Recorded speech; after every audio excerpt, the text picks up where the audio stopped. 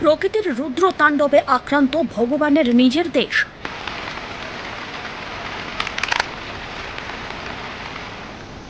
মাঝে মাত্র কিছুটা মুহূর্ত, আর তাতেই ধুয়ে মুছে সাফ কেরলের ওয়েনার।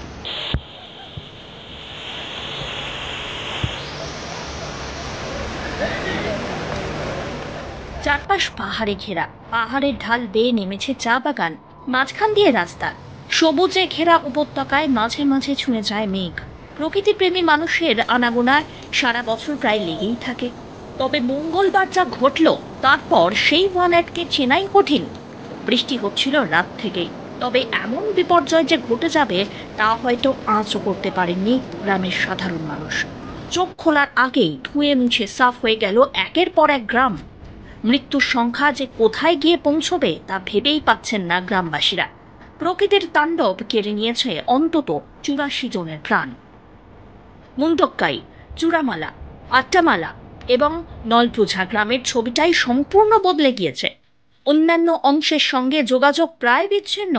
বন্যার জলে ভেসে যাওয়া গাড়িগুলো গাছের ডালে আটকে, আবার কোনোটা জলে তলিয়ে গিয়েছে। পাহাড় থেকে নেমে এসেছে বড় বড় পাথর। উদ্ধার কার্যে রীতিমতো বাধা পাচ্ছেন কর্মীরা। আহতদের অ্যাম্বুলেন্সে নিয়ে যেতেও দেখা যায়। বের করা হয় একের পর এক মৃতদেহ, আর সেই সঙ্গে বেড়ে চলেছে মৃতের সংখ্যা। ভূমিধসের কারণে গাছপালা উপড়ে পড়েছে। বন্যার জলে সবুজ এলাকা প্রায় ধ্বংস। শান্ত সুন্দর ওয়েনার যেন মৃত্যু উপত্যকায় পরিণত হয়েছে এই মুহূর্তে। জলের প্রবল স্রোতে বয়ে যাচ্ছে গাড়ি, গাছপালা, ভেঙে পড়েছে বিস্তীর্ণ এলাকার একের পর এক নির্মাণ। বেশ কিছু এলাকায় জলে সম্পূর্ণ নিমজ্জিত বাড়িঘর।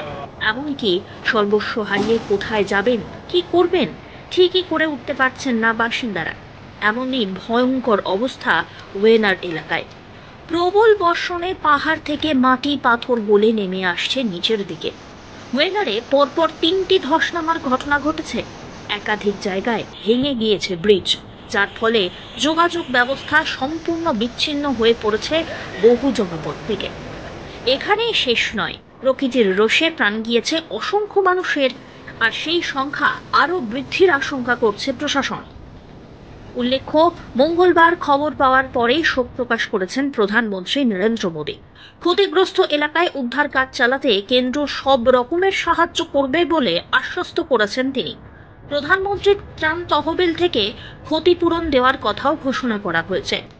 মৃতদের পরিবারকে ২ লক্ষ টাকা এবং আহতদের ৫০,০০০ টাকা করে দেওয়ার কথা ঘোষণা হয়েছে।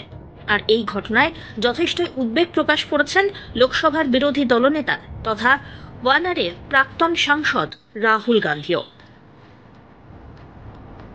Bureau report, one India Bangla.